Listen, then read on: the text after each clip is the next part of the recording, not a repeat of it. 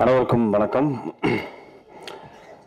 இந்த ஒரு ஸ்டார்ட் பண்ணும்போது சொன்னார், ஒரு வாழை இலையில் வந்துட்டு வெறும் சிப்ஸு கேசரி வச்சுட்டு எங்களை பிகினிங்கில் பேச சொன்னாங்கன்னு. இப்போ நான் வந்து நிற்கிற இடம் எங்கே இருக்குன்னா, வாழை இலையில் எல்லோரும் தின்னு முடித்து மூடி அதை கிழிச்சு விட்டு அதை பொறுக்கிற தருணத்தில் தான் நான் இருக்கேன். எல்லாத்தையும் பேசி முடிச்சிட்டாங்க.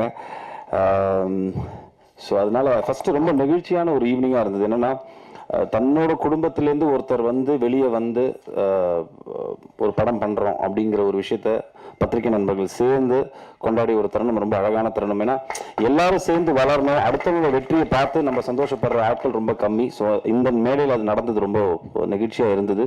ஸோ வாழ்த்துக்கள். அண்ட் ஊடக நண்பர்கள் அனைவருக்கும் மாலை வணக்கம். மேடையில் அமர்ந்திருக்கும் அனைவருக்கும் வணக்கம். ஸோ அவங்க ஐ திங்க் அபிராமி மேடம் எல்லாத்தையுமே பேசிட்டாங்கன்னு நினைக்கிறேன். படத்துக்கு என்ன தேவை, இந்த மேடைக்கு என்ன தேவையோ அது ரொம்ப அழகாக பேசிட்டாங்க. ஸோ நான் 2-3 விஷயங்கள் மட்டும் பேசிட்டு அப்படியே முடிச்சுக்கிறேன். என்னை பொறுத்த வரைக்கும் இவங்க என்னை இன்ட்ரடியூஸ் பண்ணும்போது சொன்னது என்னென்னா, கதையின் நாயகனா என்னென்னு. பட் என்னோட கெரியரில் நான் இவ்வளோ படங்களில் நிறைய படங்களில் நான் வந்துட்டு ஒரு கதையின் நாயகனாக தான் இருந்திருக்கேன். பிகாஸ் எண்ட் ஆஃப் த டே ஒரு படத்தோட கண்டென்ட் தான் ரொம்ப முக்கியமாக இருக்குது. எஸ்பெஷலி இப்போ இருக்கிற லாஸ்ட் 5 years சினிமா ரொம்ப மாறினதுக்கப்புறம் அந்த படத்தோட கண்டென்ட் தான் ஆடியன்ஸ் ரொம்ப கிளியராக பார்க்குறாங்க. ஸோ படம் ரிலீஸுக்கு முன்னாடி படத்தோட பட்ஜெட் தான் அதை பெரிய படமாக சின்ன படமாக டிசைட் பண்ணுது. ரிலீஸுக்கு அப்புறம் அந்த கண்டென்ட் தான் வந்துட்டு ஆக்சுவலாக வந்துட்டு அதை பெரிய படமாக மாற்றுது. ஒரு சின்ன படம் கூட வந்துட்டு பெரிய லெவலில் நல்ல கண்டென்ட்டோடு இருந்துச்சுன்னா அது பலது சம்பாதிக்கிற போது அது வந்து பெரிய படமாக மாறுது. ஸோ அதுக்கு இப்போ ரீசெண்ட் எக்ஸாம்பிள் நிறைய படங்கள், சின்ன படங்கள் நிறையா வந்து பெருசாக போயிருக்கு. ஸோ அப்படிப்பட்ட ஒரு விஷயமாக தான் நான் இந்த once upon a time in மெட்ராஸை பார்க்குறேன். என்கிட்ட ஒரு பிரசாத் வந்து கதை சொல்லும்போது, நான் ஆக்சுவலாக மற்ற எந்த எபிசோடுமே கதை கேட்கல, என்னோட ஒரு எபிசோட் மட்டும்தான் கேட்டேன்னா. பட் கேட்ட உடனே ஒரு சில கதைகள் மட்டும்தான் நம்மளுக்கு தெரியும். எனக்கு அது எங்கே தோணுச்சுன்னா, எம்டன் மகன் நான் கேட்கும்போது அது தோணுச்சு, எனக்கு பட்டியல் கேட்கும்போது தோணுச்சு. பளிச்சுன்னு ஒரு விஷயம் ரொம்ப கிளியராக நம்மளுக்கு படும், ஏதோ ஒரு புதுசாக இருக்குது இந்த படத்தில், இந்த கதையில். ஸோ அப்படி தான் எனக்கு இந்த once upon a time Madras கேட்கும்போது என்னோட எபிசோட் ப்ளஸ் என்னோட கதாபாத்திரமே ரொம்ப புதுசாக இருந்தது. ப்ளஸ் சம்திங் ஏதோ ஒன்று புதுசாக இந்த வேலை பண்ணி வச்சுருக்காரு அப்படின்னு தோணுச்சு. ஸோ அந்த அடிப்படையில் தான் நான் அந்த அடுத்த 3 கதைகள் வந்துட்டு என்னென்னு பேசிக்கான விஷயங்களை மட்டும் கேட்டேனே தவிர வந்துட்டு உள்ளே போய் இந்த கதையில் வந்துட்டு மற்ற கதைகள் எனக்கு சொல்லுங்கன்னு நான் கேட்கல. பட் டைரக்டர் சொல்லும் போதே அவர் மேலே ஒரு நம்பிக்கை இருந்தது. இந்த கிராஃப்ட் ரொம்ப கரெக்டாக இருந்தால் பண்ணிடுவாருங்கிற நம்பிக்கை எனக்கு இருந்தது. அதே மாதிரி நான் படம் பார்த்துட்டேன். கண்டிப்பாக உங்கள் எல்லாருக்குமே ஒரு தரமான ஒரு படமாக இருக்கும். இது எவ்வளோ பெருசுக்கு போகுது, இதை நீங்கள் வந்துட்டு எப்படி கொண்டாட போகிறாங்கிறது ரிலீஸுக்கு அப்புறம் தான் தெரியும். பட் நல்ல ஒரு தரமான படம் பண்ணியிருக்கோம்.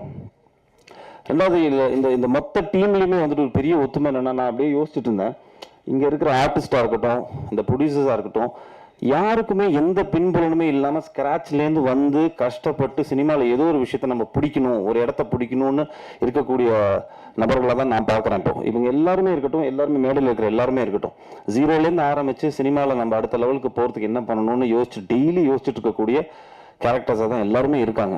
ஃப்ரம் லெஃப்ட் அந்த கார்னர் வரைக்கும். ஸோ அந்த அடிப்படையில் அதுதான் எனக்கு probably that is a reason. ஒரு கதையை சொல்லும் போது நிறைய பேர் இப்போ ஆஃப்லைட் பார்த்தீங்கன்னா நிறைய பேர் ஒரு கதையை பிச்சின் பண்ணுறோன்னு வைங்களேன், யார் ப்ரொடியூசர், இல்லைனா வந்துட்டு என்ன டீம், எப்படி என்ன கதையை தவிர மற்ற எல்லா விஷயங்களும் கேட்குறாங்க. பட் கதையை கேட்க மாட்டேங்கிறாங்க. கதையை ஃபஸ்ட்டு கேட்டுட்டு அதில் நம்ம என்ன பண்ண போகிறோம் அப்படிங்கிற ஒரு விஷயம் தான் வந்துட்டு அந்த படத்தோட வெற்றியை தீர்மானிக்குது. அதை பண்ணுறதில்ல. பட் இங்கே இருக்கிற எல்லா ஆக்டர்ஸுமே அவங்க கூடப்பட்ட ரோல் வந்துட்டு பார்த்தீங்கன்னா எல்லாமே சின்னதாக இருக்கட்டும், பெருசாக இருக்கட்டும், நல்ல படத்தில் நம்ம இருக்கணும் அப்படிங்கிற அந்த மென்டாலிட்டிக்கு ரொம்ப நன்றி தெரிவிச்சுக்கிறேன் எல்லா ஆக்டர்ஸுக்குமே. ஏன்னா தட் இஸ் வெரி இம்பார்ட்டன்ட். 2 இருக்குங்க. ஒன்று, ஒரு படம் நம்மளால் ஓடணும், இல்லைன்னா ஓடுற படத்தில் நம்ம இருக்கணும். ஸோ இந்த 2 கான்செப்ட் தான். So I think the understood the art of இது வந்துட்டு நல்ல கதையம்சம் இல்லை, ஒரு ஸ்கிரிப்ட். இந்த ஸ்கிரிப்டில் நம்மளுக்கு என்ன கொடுக்குறாங்களோ அதை ரொம்ப கரெக்டாக நம்ம பண்ணிட்டோம்னாலே போதும் அப்படின்னு I think all the actors understood that. So அதில் வந்துட்டு எனக்கு ரொம்ப சந்தோஷம். And I feel it's a very different casting. ரொம்ப புதுசாக இருக்கும் ஆடியன்ஸ்க்கும் பார்க்கும்போது. ஒரு ஃபிலிமாக ஒரு 2 hours நீங்கள் ட்ராவல் பண்ணி பார்க்கும்போது மனிதனோட வாழ்வியல் வந்து ரொம்ப யதார்த்தமாக ரொம்ப அழகாக சொல்லியிருப்பார் பிரசாத். அதே மாதிரி மியூசிக், எடிட்டிங் எல்லாமே வந்துட்டு கரெக்டாக ஒரு நல்ல படத்துக்கு அமையும்னு சொல்லுவாங்க. அந்த மாதிரி இந்த படத்துக்கு அமைஞ்சுது. And thanks to all my producers. ஏன்னா அவங்களுமே வந்துட்டு ஒரு படம் நம்ம வந்துட்டு சும்மா ஜஸ்ட் லைக் தட் ஒரு 5000 10,000 கடன் கேட்டாலே வந்து 100 தடவை யோசிப்போம். பட் ஒரு படம் ப்ரொடியூஸ் பண்ணணும்னா அதுவும் வந்துட்டு அவங்க 4 பேர் சேர்ந்து ஒரு படத்தை எடுத்து இவ்வளோ ஒரு நல்ல ஒரு ஆர்டிஸ்ட்டு எல்லாரையும் சேர்த்து படம் பண்ணணும்னா அதில் ஒரு ரிஸ்க் இருக்குது அதில். பட் எல்லாத்தையும் மீறி சினிமா நம்மளுக்கு கொடுத்துருக்கு, அது திருப்பி நம்ம சினிமா கொடுக்கணும் அப்படிங்கிற ஒரு விஷயத்தை மட்டுமே மைண்டில் வச்சுக்கிட்டு இந்த 4 ப்ரொடியூசர்ஸ் உள்ளே வந்திருக்காங்க. And they produced it. And டெஃபினட்டாக நீங்கள் எல்லாருமே படம் பார்த்துட்டு உங்கள் எல்லாரையும் டிசப்பாயிண்ட் பண்ணாத ஒரு அழகான ஒரு ஃபிலிமாக இது இருக்கும்.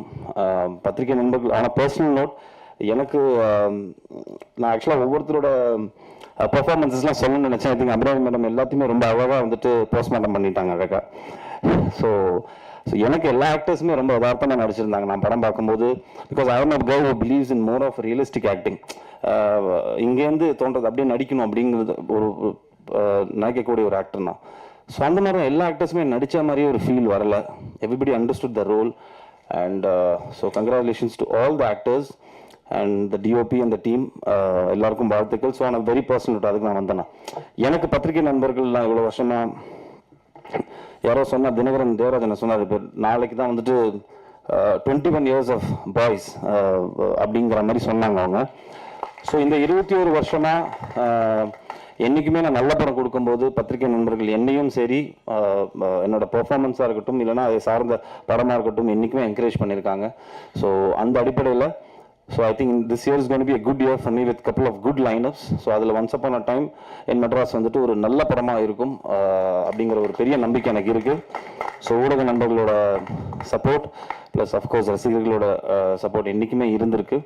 ஸோ கண்டிப்பாக பாருங்கள். ஸோ டேட்டு வந்துட்டு அவர் ஆனந்த் சார் அனௌன்ஸ் பண்ணுவார். உங்கள் எல்லாரோட லவ் அண்ட் ஆதரவு வந்துட்டு இந்த படத்துக்கு வேணுங்கிறத கேட்டுக்கிட்டு thank you so much for coming. It was a lovely evening. ரொம்ப நல்லா இருந்தது. Thank you. Thanks. Thank you so much sir. நான் முன்னாடியே ஒரு விஷயம் சொல்லியிருந்தேன், இந்த ப்ரெஸ் மீட் வந்து ரொம்ப முக்கியமான ப்ரெஸ் மீட். ஏன் அப்படின்னா நம்ம டீமை வந்து உங்களுக்கு இன்ட்ரோ பண்ணுறோம், டீசராக பார்க்குறோம் அப்படின்றத தாண்டி இந்த படத்தை எப்போ ரிலீஸ் பண்ண போகிறோம் அப்படின்ற தேதியை உங்கள் மூலயமா மக்கள்கிட்ட கொண்டு போய் நம்ம சேர்க்க போகிறோம்.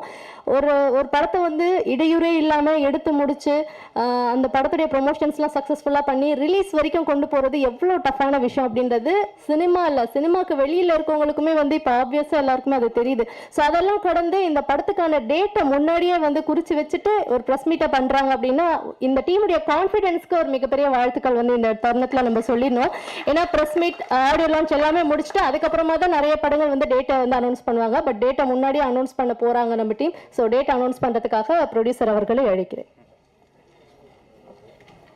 நன்றி. வர செப்டம்பர் 26 நாங்கள் ரிலீஸ் பிளான் பண்ணியிருக்கோம். ஆக்சுவலி இப்போ நான் கொஞ்சம் பேசலாம்னு நினைக்கிறேன். பேசலாமா? ஆக்சுவலி நான் வந்து இந்த படத்தை பிளான் பண்ணும்போது ஜெகன் மூலியமாக தான் இந்த கதை வந்துச்சு. பிரசாத் சார் வந்து சொன்னார், எனக்கு வந்து கான்ஃபிடன்ஸ் ஜாஸ்தி, பட்டு பணமெல்லாம் என்கிட்ட கிடையாது. நாங்கள் பூஜையே ஒரு வித்தியாசமாக நடந்துச்சு.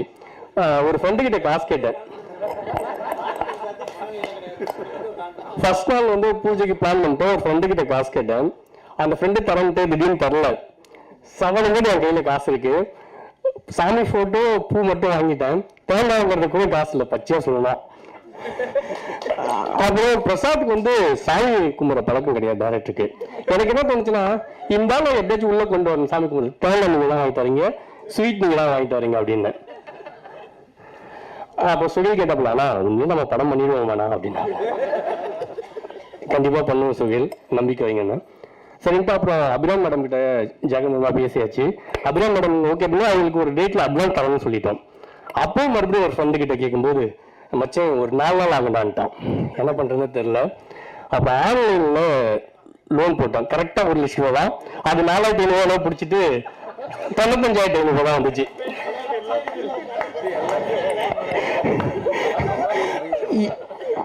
இது மாதிரி அந்த அட்வான்ஸும் நாங்கள் சொன்ன டேட்டில் கொடுத்தோம். நாங்கள் சொல்ல வர்றது என்னன்னா, நாங்கள் கான்ஃபிடண்டாக நாங்கள் ஒரு விஷயத்தை சொன்னோம், அது சொன்னால் செய்வோம். அதே மாதிரி தான் இந்த டேட் சொல்லியிருக்கோம்.